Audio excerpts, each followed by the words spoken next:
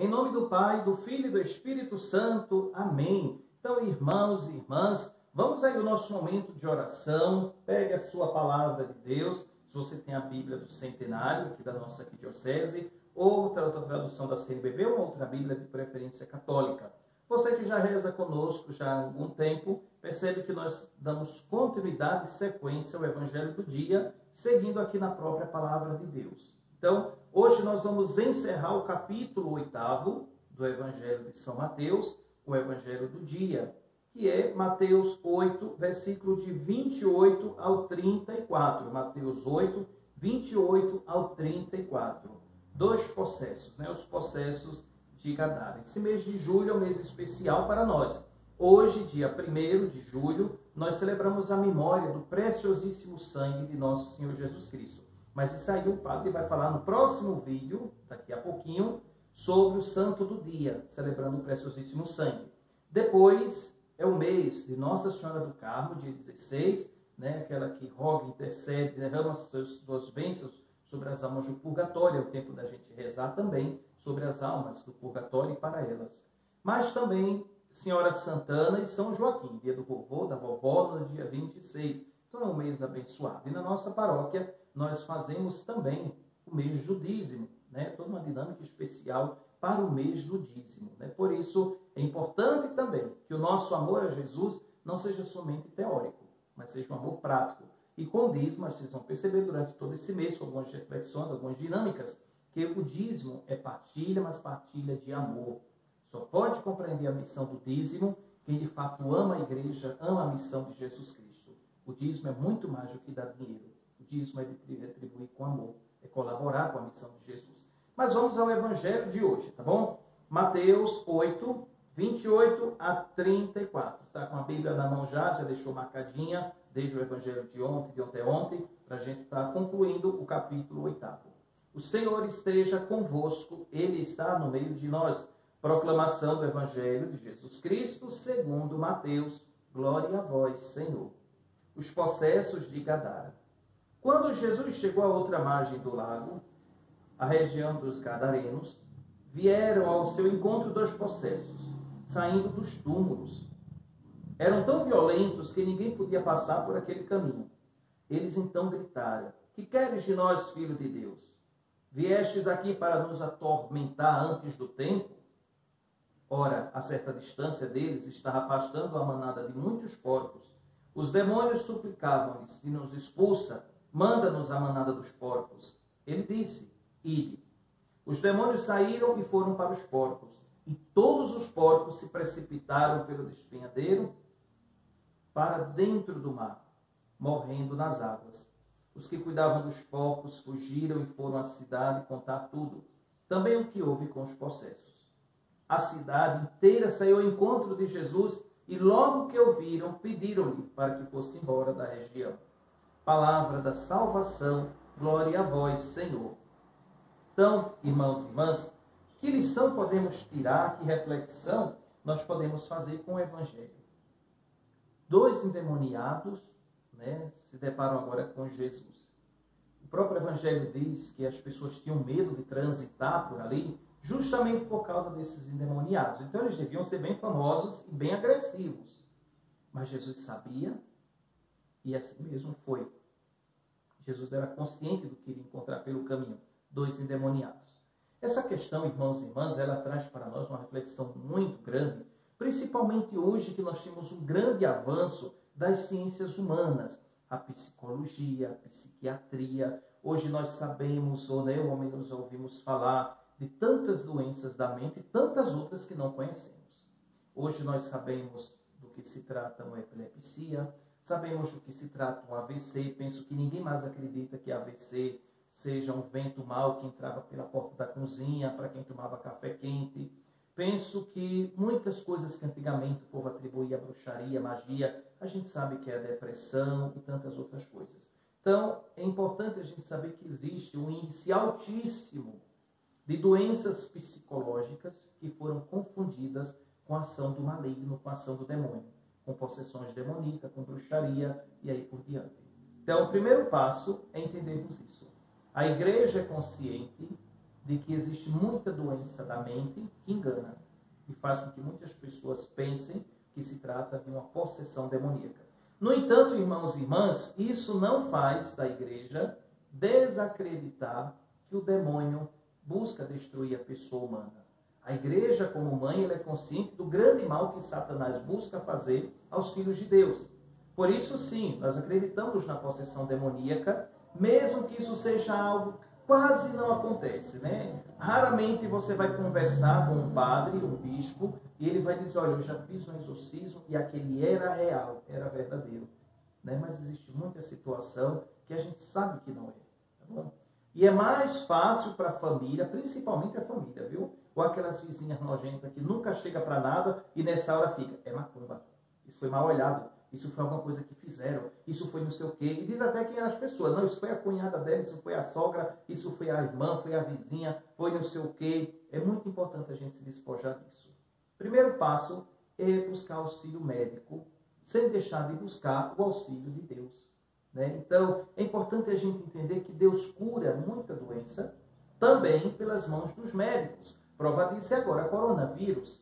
Né? Deus está curando as pessoas, está, mas Deus está usando médicos, respiradores, remédios, enfermeiras, tantas pessoas para curar. Deus não cura somente por meio de um milagre sem a precisão de intervenção de ninguém. Deus cura também pelas mãos dos médicos. A própria palavra de Deus nos diz isso. Por isso é importante. A gente acredita que muita coisa não é coisa do demônio. Acreditamos e sabemos que sim. Prova disso é que a mulher está tendo visões, tal. Ela toma um remédio para esquizofrenia, ela vai ficar boinha. Né? Se é alguma coisa que não é de cunho humano, medicação não faria efeito. Então é muito importante esse passo. Mas, no entanto, irmãos e irmãs, a igreja é consciente disso, prova que o manual de exorcismo foi reeditado há poucos anos. A igreja sabe que existe sim.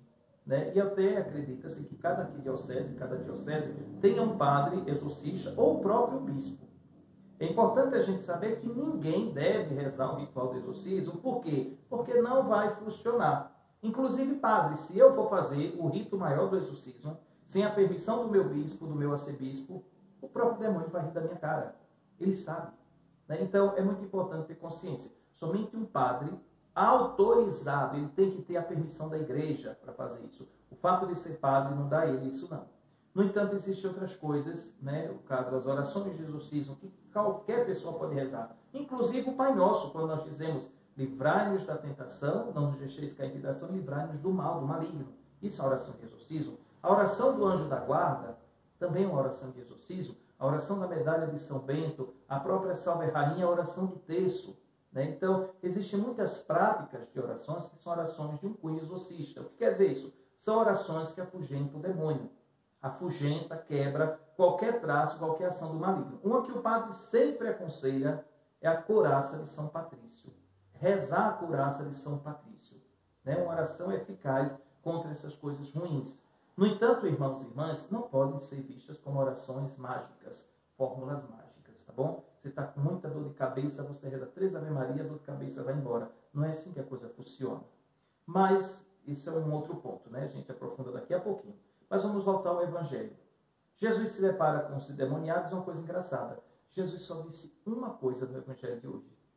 E os próprios demônios foram até Jesus, né? Jesus ia passando, eles foram até Jesus. Os próprios demônios disseram, Filho de Deus, nós sabemos quem o Senhor é. O Senhor é o Filho de Deus. Né? Puxando o saco, né? Querendo agradar a Jesus. Jesus não falou nada.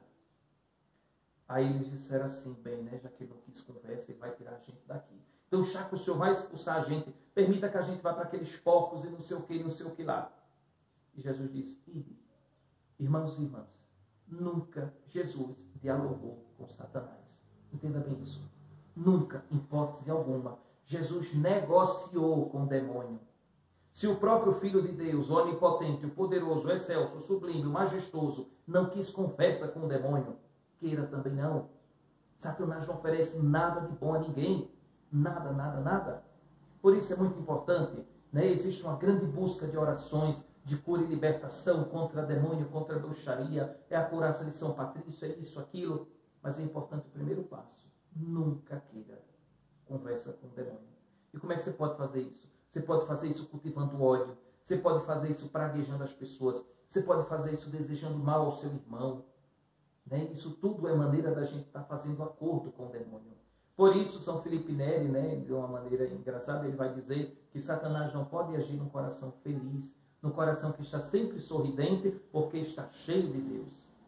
Depois, Padre Pio e tantos outros santos, muitos santos como, né, São Bernardo, tantos outros santos vão dizer de uma forma diferente, que onde a mãe de Jesus está presente, Satanás não põe a patinha dele.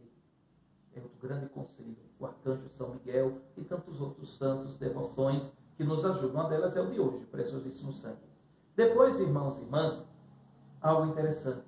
No final, pediram para Jesus ir embora. Por quê? Porque Jesus matou os porcos. Na verdade, não foi Jesus, foi o demônio. O demônio que muitas vezes essa região já havia cultuado com as suas festas, com as suas imoralidades, com as suas, né, o seu modo até animalesco de viver e de agir. Pessoas que buscam viver longe de Deus. Tendo, irmãos e irmãs, nós temos aqui dois pontos opostos, Deus e o demônio. Quanto mais você se aproxima de Deus, mais você se afasta do demônio. Quanto mais você se aproxima do demônio, mais você se afasta de Deus. Por isso, ninguém pode ser ruim e viver na presença de Deus. Ninguém pode ser, né, perverso, mentiroso. Vamos chamar isso de pecado. Né? Ninguém pode ser um pecador assim, solto, que não se arrepende, que não busca contrição com seu Senhor e dizer que agrada a Deus. São João diz que Deus é amor. Quem ama está com Deus. Quem diz que ama a Deus e odeia seu irmão é mentiroso. E a mentira é filha do diabo. Então é assim, ó, é tudo da mesma família de Satanás. Então não queremos conversa. Por isso, a própria presença de Jesus, ela amedronta, ela deixa os demônios assustados e os próprios demônios fogem. O Senhor nos permita entrar naqueles focos. Mas as pessoas não queriam Jesus. Preferiam o demônio com os focos. E é esse o grande desafio, irmãos e irmãs, nosso, cristãos. É o grande desafio da igreja. Nós vivemos numa sociedade que da boca para fora diz que odeia Satanás, mas que no fundo, prefere fazer a vontade de Satanás, que é mais conivente, do que mesmo a vontade de Deus. Santo Agostinho, ele vai falar de uma autopossessão que ele passou por causa de um grande vício que ele tinha, que era o vício, se eu não me engano, era ligado ao pecado da carne. Eu não lembro se é o vício, era o vício da promiscuidade, de uma vida muito devassa, ou era o vício da pornografia, eu não consigo lembrar bem. Mas era algo voltado ao sexo. E ele diz que ele conseguiu se purificar disso fazendo o quê? Leitura diária da palavra de Deus. Ele não fez um exorcismo, uma coisa mágica. Não, ele começou todos os dias a se alimentar da palavra de Deus. Até que chegou o ponto que o coração dele percebeu que ele não precisava do pecado. Ele precisava da palavra de Deus. Tá bom? Então, peça a Nosso Senhor que nos oriente, nos conduza. Padre, eu queria, assim, entender mais desse assunto do demônio. Tenha cuidado, tem muita literatura louca, doida por aí, viu? Que é católica só no nome do livro. Mas é importante que ele esteja de acordo com o magistério da igreja. Você tem que pensar como os apóstolos pensaram, como a igreja pensa. Né? Então, não assim, São Fulano disse assim, mas eu acho que é desse jeito. Né? Não, Padre Pio disse assim, mas eu acho que é desse jeito. Não, pense junto com os santos. Se eles acertaram assim, você pode acertar também. Algumas recomendações que o padre faz, que o padre gosta muito, faleceu há pouco tempo, o padre Gabriele Amor, que era o exorcista da Diocese de Roma. Né? Então, ele tem uma coleção interessante. Isso aqui, O Sinal do Exorcista, Minha Última Batalha contra Satanás. É um livro bem legal. Nós temos esses livros na secretaria. Alguns são um pouquinho salgados, porque são livros de Portugal, não são brasileiros, mas o português é o nosso português, você vai entender. Outros já foram traduzidos aqui. Outro, Reputa, Exorcista da Diocese... eu estou lendo aqui, misturando. Gabriela Morte, reputado, que não existe só um, exorcista da Diocese de Roma. Um exorcista contra, esse é o best-seller internacional. Você tem uma ideia, ó? 20 mil, 11ª edição, 20 mil exemplares vendidos. Esse é o livro cabeceira mesmo. Né? E é um dos mais caros, mas é o mais vendido dele. Perfeito. Isso ajuda muito a gente a entender o tema. Alguns livros de oração, a devoção a São Miguel Arcanjo, a Batalha Final. Esse é do padre Serginho, o autor do livro. Muito bom, muito bom, muito bom, com algumas orações. Esse é mais em conta, mais baratinho, é nosso, é brasileiro, mas é um livro bem legal, sobre a intervenção do Arcanjo São Miguel. E outro, esse aqui eu já falei, né? O Sinal Exorcista, Exorcista contra. Satanás é ódio, Deus é amor e as minhas palavras são fogo. É assim que ele descreve o livro Padre Gabriel Amor. Então, são recomendações que a gente faz para você que quer aprofundar mais nesse tema. É uma leitura sadia, não se preocupe, você não vai ficar bitolado, porque tem um livro que você lê de exorcismo, fica meio assim, ou assistir um filme e acha que é do jeito que acontece no filme. Nada, nada, nada. Isso é uma leitura sadia para ensinar você a tratar com Satanás com naturalidade. Ele é um anjo perverso, príncipe do inferno, sei lá o que, não é Deus. Ele não é Deus. Faz muito estrago, faz porque a pessoa permite. Percebam que, no enredo de Gênesis, ele não empurrou o fruto proibido na boca de Eva, não. Eva foi porque quis. E ela que levou Adão a pecar, mas Adão foi porque quis também. Então é importante a gente entender. Deus nos criou livre. A ação do maligno nos escraviza. O pecado nos escraviza. E Jesus quer você livre. Mas só podemos ser verdadeiramente livres pelo meio da palavra de Deus. A palavra que liberta. Por isso, irmãos e irmãs, peçamos a Nosso Senhor que nos livre de toda armadilha de Satanás. Que Maria passe sempre à frente, pisando as serpentes, os escorpiões, os dragões que passam ao nosso caminho. E sejamos sempre unidos. E que o sangue de Cristo nos proteja, nos livre de todo mal, nos dê força, nos seja alegria contra as batalhas, não só humanas, mas as batalhas espirituais. E que o Senhor nos abençoe e nos guarde em nome do Pai, do Filho e do Espírito Santo. Amém.